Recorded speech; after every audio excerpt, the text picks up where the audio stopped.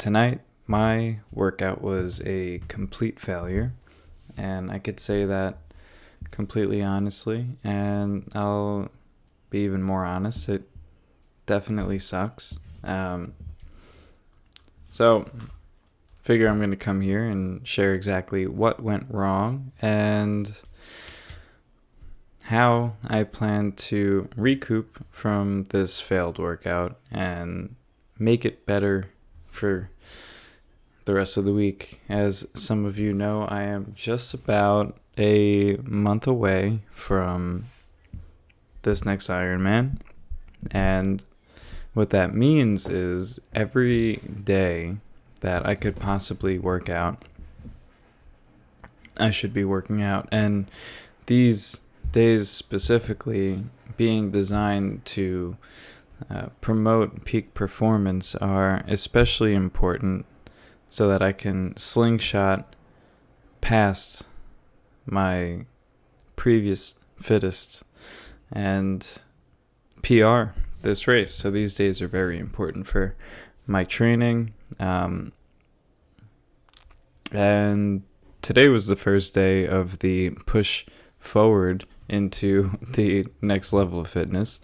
And it went horrible and so bad that I even stopped the workout before even really getting into it. So today's workout was going to be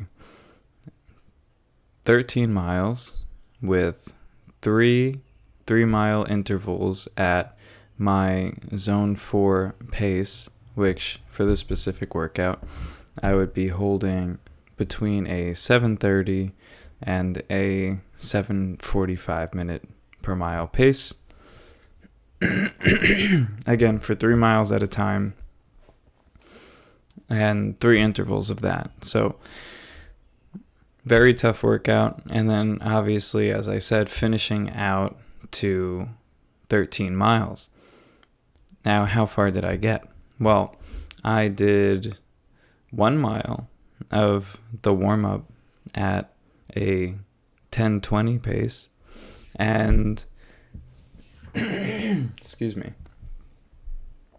and half a mile at my zone 2 pace, which is a between 9-minute and 9:30 pace.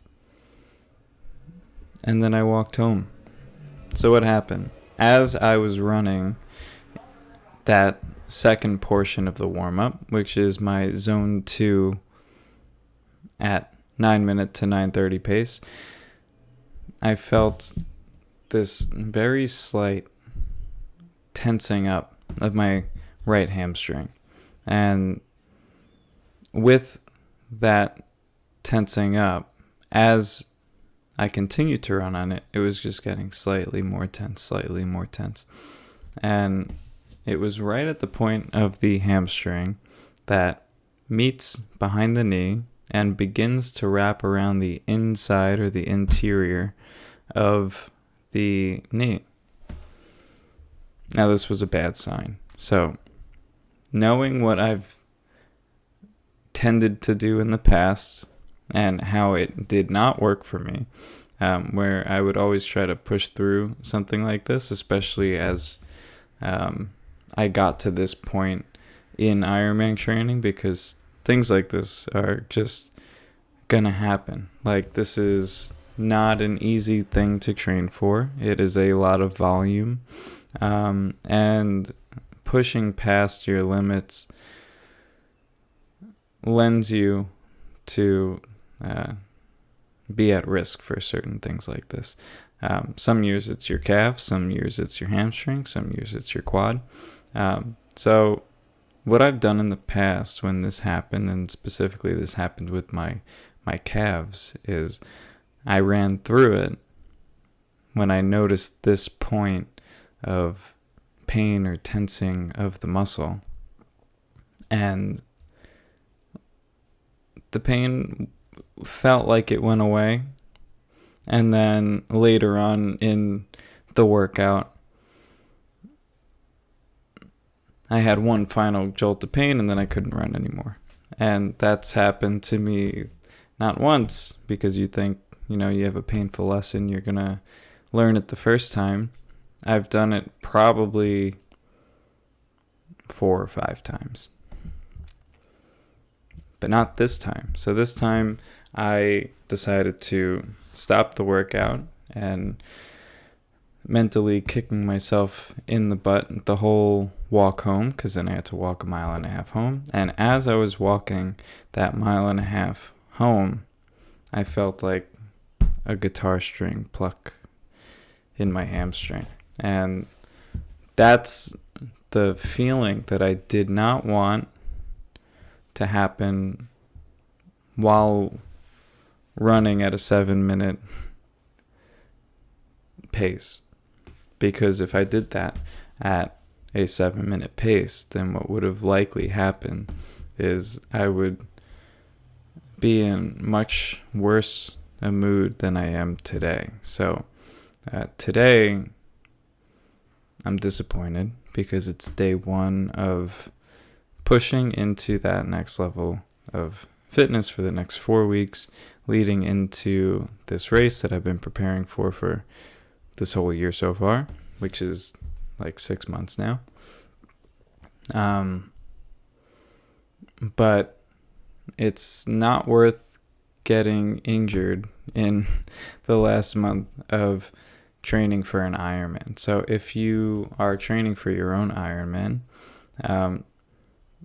just know that this is the point in the training where you're most likely to get sick, injured, tweak something, and I'll try to make up 5 more variations of saying the same thing. But basically, this is the point in the training where you're most likely going to get hurt. And oftentimes, and I'll say 90% of the time, before you get hurt, there are some warning signs.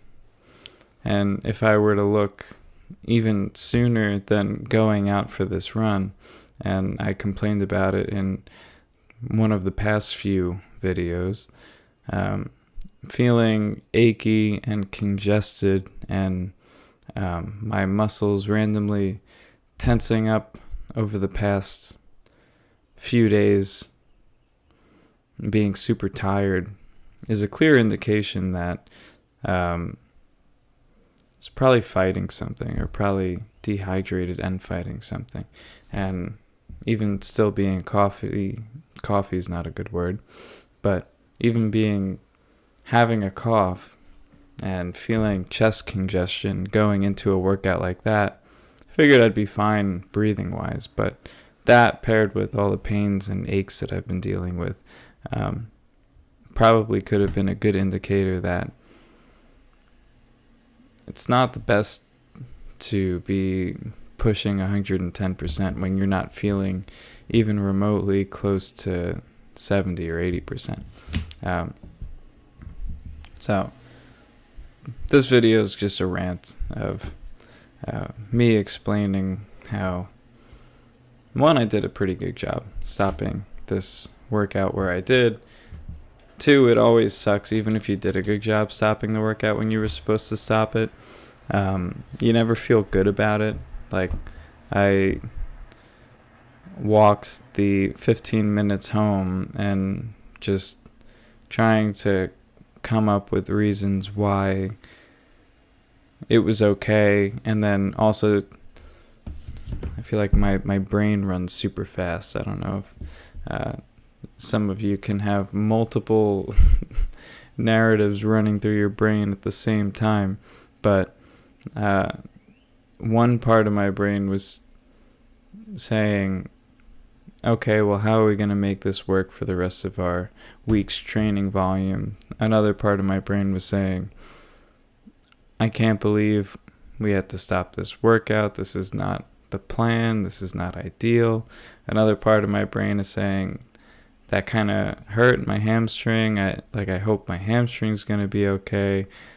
Another part of my brain was then arguing with the part of my brain that said, hey, let's just do this workout tomorrow instead.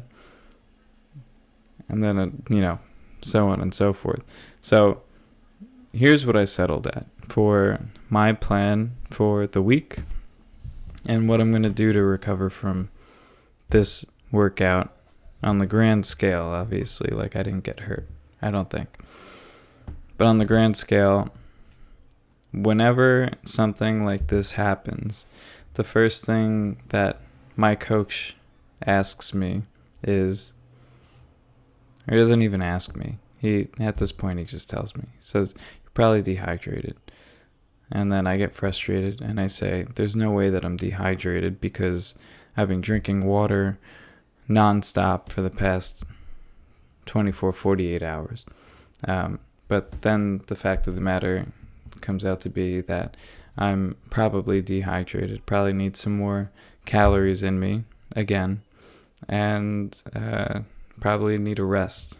So that's what I'm going to do as my first order of business for the rest of the night. I am going to take down some electrolytes, which I'm going to err on the side of more electrolytes than less electrolytes, because I feel like I'm in the same boat here, where you see something like an electrolyte drink that has, it says 1,000 milligrams of sodium per serving. And you think that has to be way too much sodium. And there's no way that I would need more than one serving of these electrolytes to get back to baseline of where I should be and to be able to hydrate properly.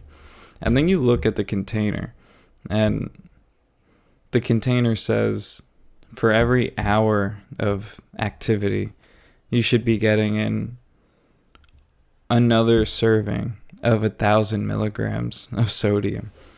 And then obviously this is weather and sweat dependent, but I tend to sweat a lot, and especially on my running, and on the cycling indoors, I sweat a lot. And there's no way that I'm taking in 1,000 milligrams of sodium for every hour of activity that I'm doing. Now, I get pretty close on most days on the bike. Now, on the bike, I probably get, like, if I'm doing the math, 600 plus 1.5 times 125. So I'm probably getting like 800 milligrams per hour between my drinks and my goos. But when I run, I am not the type to typically run with water. So if I'm not running with water, then for every hour that I'm running, which is these days at least 2 hours at a time, I'm completely depleting my body from all liquid. And I'll get back from a run like 8 pounds lighter. And I try to get enough electrolytes and fuel back in my body, but it's really tough. So odds are, like, I could be somewhat perpetually dehydrated for like the past week and a half and just getting by. Or, this could be my body saying that, all right, like, you pushed it really hard for the past 3 months, like, give us a little bit more of a break before pushing up again, which I'm happy to do. But long story short, tonight I'm going to err on the side of caution, and this was a 1,000 milligram mix of raw Replenish, my fancy raw shaker. I'll do another one of these tonight before bed, and I'll make sure to get some salty food in me. And I think between those things, that should really help. And not for nothing, but I've been noticing, like, over the past bunch of days that, like, my veins have been showing more, especially on the bike when I'm, like, pushing, like, my veins in my forearms, which, it's not and my bicep too. And I haven't been working my upper body, and I'm not getting lighter in terms of weight. So being that it has been hotter and now my veins are starting to show much more, I would begin to think that obviously I'm probably losing fat also. But I think that there's a high chance that I am and have been dehydrated. So I sent a whole recap, this recap that I'm telling all of you. Sent a whole recap to my coach, which again, yes, coaches do have coaches. And I'll see what he says. My coach, luckily, is also a PT, so he can tell me not just the usual, you're likely dehydrated, but he can tell me like any potential cause for why that area might have been the trigger point of this weakness. Because typically, like I said, it's been my calves. So that's the first thing I'm going to do. I'm going to be over-indexing or over-correcting in the sodium department. Next thing I'm going to do is I have been religiously taking at night fish oil, zinc, and magnesium. By religiously, I mean I just started taking the zinc like 2 days ago. But my plan is to start to replenish those minerals that are needed for proper repair within the body, hormone function, all that stuff, because I feel like I've been neglecting that aspect of my training for the past month or so. And I definitely think that my body needs a boost and a little bit more attention in these departments over this next month. So the third thing is I'm going to eat a nice big meal full of protein and carbs, and I am going to make sure to like get in a lot of calories tonight. I need to start getting in a lot more calories. So, yes, to recap, tonight's training was a complete failure. It sucks, and I hope that it doesn't continue. That's what I'm going to do tonight. Now, I didn't even get into, and we're 18 minutes in, so sorry, this is a long one. I didn't even get into what I'm going to do for the week. So my week is typically structured right now as Monday is my interval day for running. Tuesday, intervals on the bike. Wednesday is a rest day with the option to swim. If I don't swim Wednesday, then I have to swim Friday. Thursday is a long sub 155 beat per minute heart rate run. Friday is a 5-mile run plus a swim. This Saturday is a 6-hour ride plus a 30-minute run. And then Sunday is, I think this week it's different, 2.5 to 3 hours of interval work, and the intervals are mostly zone 2 power, which for me is much higher than my typical zone 2 heart rate. So what I'm going to do is I think I'm going to attempt this workout tomorrow, but I'm going to allow for a longer warm-up, and then I'll attempt the first 3-mile interval and see how I feel. If I feel good, then I'll do the next one. And then if I feel good, I'll do the next one. And I'll take the workout, bit by bit.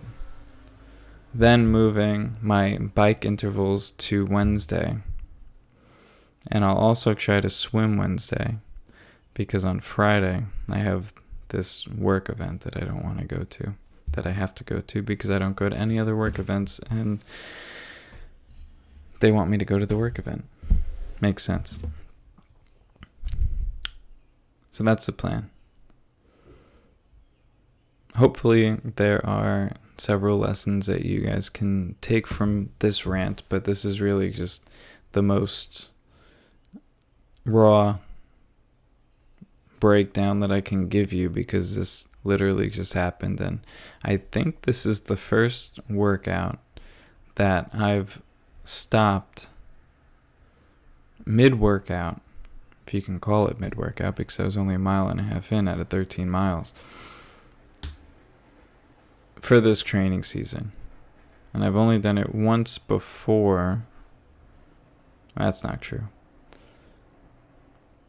I've only ever done it after having gotten injured.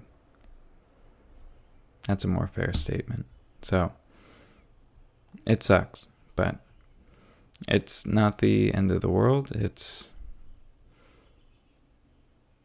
normal, I guess, for most people. Most people don't push until they get injured or blackout from heat stroke or whatever else. Which, not to say my mom was right about this one, but everything has been downhill since I almost passed out from heat stroke in that workout like 3 weeks ago, and then threw up. I don't know if I told you all that story. I was doing stupid 3x2 mile intervals. It wasn't even super hot, but it was a hot day, and I didn't have any of the stuff I would normally prepare for my runs with in the morning, which, like, none of my nutrition. I don't think I had any goos or gels or whatever. No drinks beforehand, like none of my electrolyte drinks that I would normally drink. And I pushed it like 120%, where mid-second interval, I was already feeling the chills of heat stroke. And I was so stupid that I thought that it just might have gotten cold, because I was running shirtless and it was a little windy, and I think the temperature was like on the cusp of like being warm. It was like 76 or 80 degrees. But I was like pushing it so hard that I gave myself chills. And then by the third interval of 2 miles, I don't think I felt my body for the last mile and a half of that last interval. And so much so that as I was coming down the road, finishing out the home stretch, it was like, I don't know, 400 meters to go, quarter mile. And like the world was closing in and it didn't occur to me to slow down. It was life or death. I had to meet my time. And so I met my time, and then I jogged it out. I finished my workout, but I completely screwed the whole day, and I couldn't eat or drink anything for the rest of that day. And then when I did, I had like this little green juice to get like some nutrition in me, and I threw it up. And luckily I was visiting my family, so everybody could tell me what kind of an idiot I was. And so my mom, being concerned, was like, you need a rest. You have to recover. Like, you don't just go straight back to it after an event like that. And I was like, yeah, sure, I'll sleep tonight, and then I'll continue tomorrow.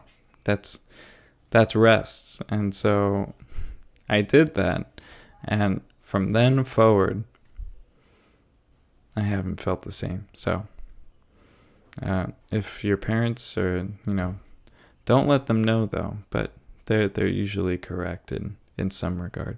So that's it for this video.